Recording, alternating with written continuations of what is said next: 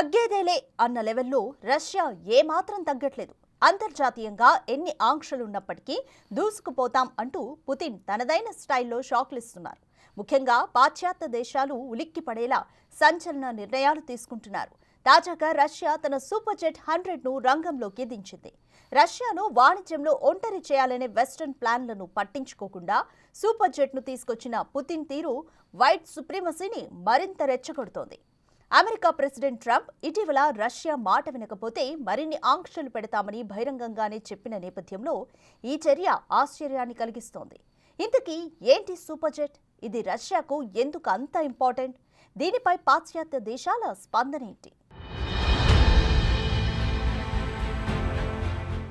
అమెరికాతో పోటీ పడే అత్యంత పవర్ఫుల్ దేశాల్లో రష్యా ముందుంటుంది. ముఖ్యంగా పాశ్చాత్య దేశాలకు రష్యా ఒక డైరెక్ట్ ఎనిమిలా వ్యవహరిస్తుంది. అందుకే ఉక్రెయిన్ రష్యా యుద్ధం మొదలైనప్పటి నుండి రష్యాను ఒంటరి చేయటంలో గత బైడెన్ ప్రభుత్వంతో పాటు యూరోపియన్ యూనియన్లోని దేశాలు తీవ్రంగా ప్రయత్నించాయి. రష్యాతో ఎలాంటి వాణిజ్యం చేయనీయకుండా దాదాపు చాలా దేశాలను కట్టడి చేయగలిగాయి. దీంతో దాదాపు 3 ఏళ్లుగా రష్యా అంతర్జాతీయ వాణిజ్యంలో అంతగా పాల్గొనలేకపోయింది. అయితే ఇన్ని ఆంక్షలు ఉన్నప్పటికీ ఇప్పుడు రష్యా తగ్గేదేలే అన్నట్లు తన సత్తా చాటడానికి రెడీ అయింది.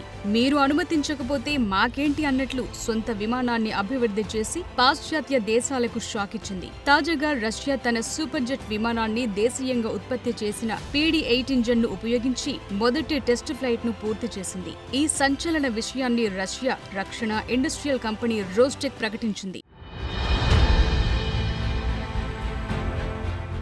అయితే సుఖోయ్ సూపర్ జెట్ 100 అనే ఈ విమానాన్ని ఇటీవల SG-100 గా పేరు మార్చింది రష్యా. పాశ్చాత్య ఆంక్షలు రష్యా విమానయాన రంగాన్ని భారీగా దెబ్బతీసిన తరువాత దేశీయ వాణిజ్య విమాన పరిశ్రమను అభివృద్ధి చేయడానికి రష్యా చేస్తున్న ప్రయత్నాలకు ఈ చర్య కేంద్రంగా ఉంది.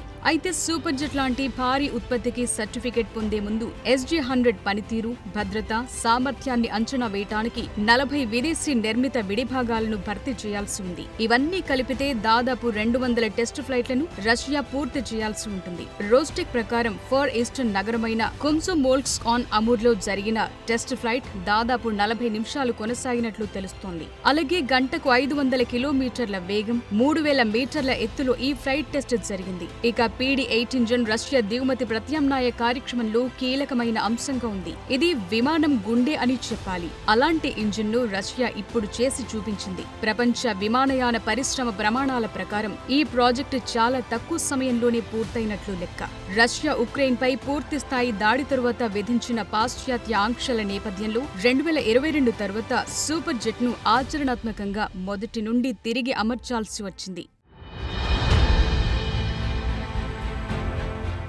అయితే సూపర్ జెట్ 100 ఉత్పత్తి అనుకున్న దానికంటే కాస్త ఆలస్యమైంది. భద్రతా సమస్యల కారణంగా గత సంవత్సరం SG-100 ప్రాజెక్టును చేపట్టిన యునైటెడ్ ఎయిర్ క్రాఫ్ట్ కార్పొరేషన్ కొంత సమయం తీసుకుంది. యునైటెడ్ ఇంజిన్ కార్పొరేషన్ ప్రకారం PD-8 ఇంజిన్ గతంలో ఫెయిల్ అవటంతో ఇప్పుడు టెస్ట్ ఫ్లైట్ సక్సెస్ తర్వాత సర్టిఫికేషన్ పొందే అవకాశం ఉందని ఆశిస్తున్నారు.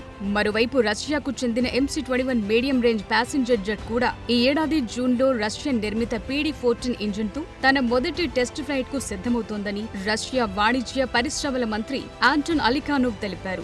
అలాగే బోయింగ్ 737, ఎయిర్బస్ A320లతో పోలిక ఉన్న MC-21 2020 చివర్లో PD-14 ఇంజిన్ తో మొదట ప్రయాణించింది. ఇక ఇప్పుడు SG-100, MC-21 తో సహా దేశీయ విమానాలను అభివృద్ధి చేయడానికి రష్యా 2.7 బిలియన్లకు పైగా ఖర్చు చేయనున్నట్లు వెల్లడించింది. MC-21 కు సంబంధించి భారీ స్థాయిలో ఉత్పత్తిని 2026లో ప్రారంభించనున్నట్లు రష్యా వెల్లడించింది. అలాగే రష్యా అది వాడిన పాత పాశ్చాత్య నిర్మిత విమానాల స్థానంలో 2030 నాటికి 600 కంటే ఎక్కువ విమానాలను తయారు చేయాలని లక్ష్యంగా పెట్టుకుంది. అయితే ఉత్పత్తి సామర్థ్యం, డెలివరీ సమయానికి జరుగుతుందా అనే సందేహాలు కూడా లేకపోలేదు.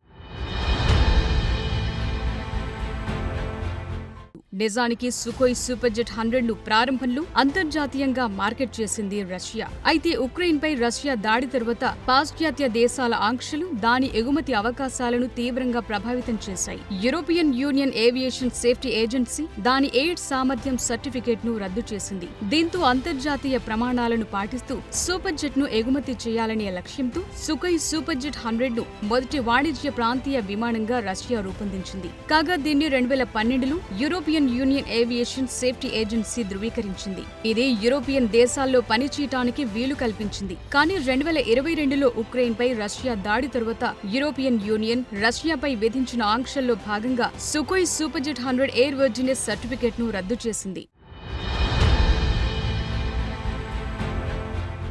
అయితే యూరోపియన్ యూనియన్ చర్యతో అంతర్జాతీయ మార్కెట్లు సుఖోయ్ సూపర్జెట్ 100 సమర్థతపై వచ్చిన సందేహాలతో అందరూ దాన్ని పక్కన పెట్టారు. తరువాత యూరప్ లేదంటే EASA సర్టిఫికేషన్లను గుర్తించే ఏ ఇతర దేశాల్లో సుఖోయ్ సూపర్జెట్ ను అనుమతించలేదు. ఈ పరిణామం తరువాత రష్యా తన దేశీయ మార్కెట్పై దృష్టి పెట్టింది. రష్యా తన పాత పాశ్చాత్య నిర్మిత విమానాలను భర్తీ చేయడానికి సుఖోయ్ సూపర్జెట్ 100తో పాటు దేశీయ విమానయాన పరిశ్రమను అభివృద్ధి చేయడంపై దృష్టి సారించింది. ఈ క్రమంలోనే దేశీయ ఇంజిన్ అభివృద్ధి చేసింది. సుఖోయ్ సూపర్జెట్ 100కు సంబంధించిన విదేశీ తయారీ ఇంజిన్లను పక్కన పెట్టి దేశీయంగా తయారు చేసిన PD-8 ఇంజిన్లతో భర్తీ చేయడానికి రష్యా కృషి చేస్తోంది. ప్రస్తుతం రష్యాలో 119 సూపర్జెట్ 100లు యాక్టివ్ గా ఉన్నట్లు తెలుస్తోంది. అందులో 44 పనిచేయట్లేదు. కాగా ఇప్పుడు PD-8 ఇంజన్ల తయారీని వేగవంతం చేసి దేశీయంగా వాణిజ్యంలో సూపర్ జెట్లను వినియోగించాలని ప్లాన్ చేస్తోంది రష్యా. యుద్ధం తర్వాత రష్యాను ఆర్థికంగా కుంగదీయాలనే అమెరికా ఆశయాన్ని పుతిన్ సక్సెస్ కానివ్వలేదు. పాశ్చాత్య దేశాలు ఎంత అణగదొక్కాలని చూసినా చెలించలేదు. తక్కువ సమయంలోనే ఛాలెంజ్గా తీసుకొని సుఖాయ్ విమానాన్ని సూపర్జెట్ న్యూగా రూపొందించింది రష్యా. ఇప్పుడు సొంత టెక్నాలజీతో యూరప్ గతంలో ఇచ్చిన ఇంజిన్లను భర్తీ చేసే ఇంజిన్ను తయారు చేస్తుంది. అంతర్జాతీయంగా రష్యా విమానాలకు డిమాండ్ను క్రియేట్ చేసే దిశగా రోస్టెక్ పనితనం చూపించడానికి సిద్ధమైంది.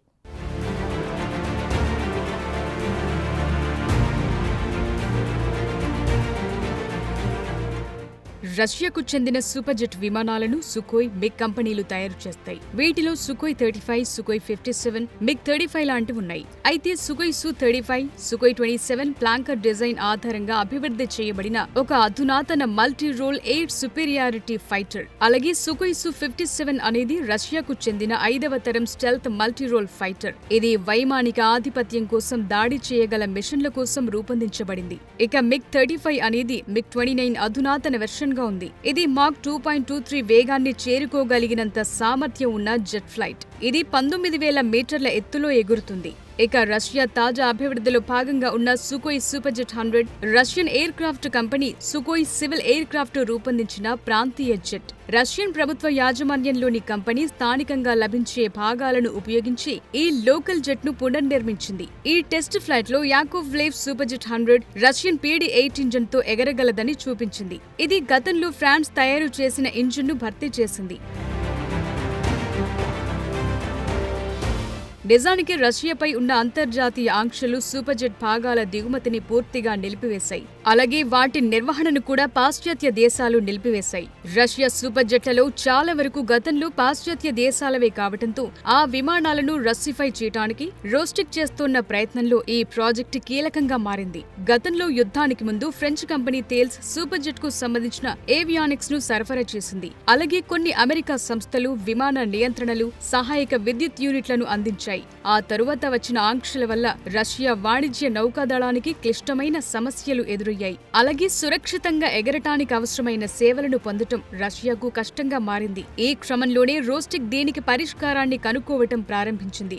సూపర్జెట్ లోని అన్ని విదేశీ భాగాలను రష్యన్ భాగాలతో భర్తీ చేయాలని, 2025 నాటికి విమానాన్ని సర్వీస్లోకి ప్రవేశపెట్టడాన్ని సర్టిఫై చేయాలని ప్రయత్నిస్తోంది. ఇందులో భాగంగా 2030 నాటికి 89 రష్సిఫైడ్ జెట్లకు ఇంజిన్ ఆర్డర్ను పూర్తి చేయాలని ఆశిస్తోంది.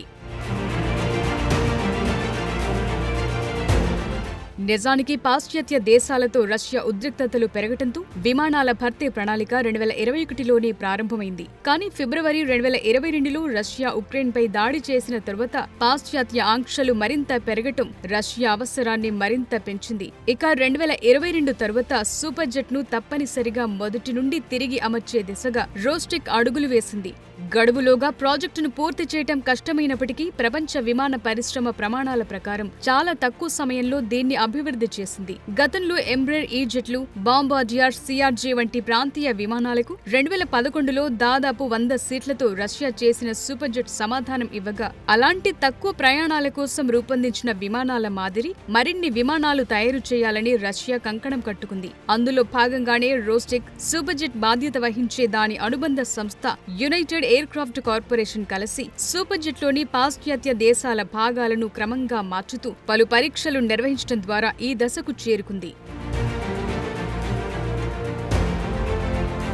ఈ సూపర్ జెట్ నమూనా ఆగస్టు 2023లో 54 నిమిషాలు విజయవంతంగా ఎగిరింది. కానీ అది దాని పాత French Russian engine power jet SAM-146 తోనే సాధ్యమైంది. అయితే ప్రత్యామ్నాయ ఇంజిన్ PD-8తో ఇటీవలి టెస్ట్ ఫ్లైట్ తరువాత ఈ సంవత్సరం చివరి నాటికి రష్యన్ కాంపోనెంట్ కు సర్టిఫికేషన్ పొందాలని రష్యా ఆశిస్తోంది. ఇక అంతర్జాతీయ మార్కెట్ నుండి రష్యాకు ఉన్న ఎక్కువ ఆంక్షల వల్ల రోస్టెక్ సూపర్ జెట్ ను సూపర్ జెట్ న్యూ అని పిలుస్తోంది. అయితే ఇప్పుడు ఈ సూపర్ జెట్ చాలా దేశాలకు అంతర్జాతీయ విమానయాన సంస్థలకు విక్రయించలేకపోవచ్చు. కానీ రోస్టెక్ దాని ప్రధాన విమానమైన MC-21లోని విదేశీ భాగాలను కూడా ఇలాగే భర్తీ చేయాలని భావిస్తోంది. ఇక ఇప్పటికే రష్యాలోని స్థానిక విమానయాన సంస్థ ఏరోఫ్లాట్ రష్యా రూపొందించిన సూపర్ జెట్ న్యూ MC-21లతో సహా 339 రష్సిఫైడ్ విమానాలను ఆర్డర్ చేసింది. ఈ అభివృద్ధి తరువాత రష్యా సూపర్ జెట్ పరీక్షలపై అమెరికా ట్రెజరీ డిపార్ట్మెంట్ గానీ, యూరోపియన్ కమిషన్ గానీ ఇంతవరకు స్పందించలేదు.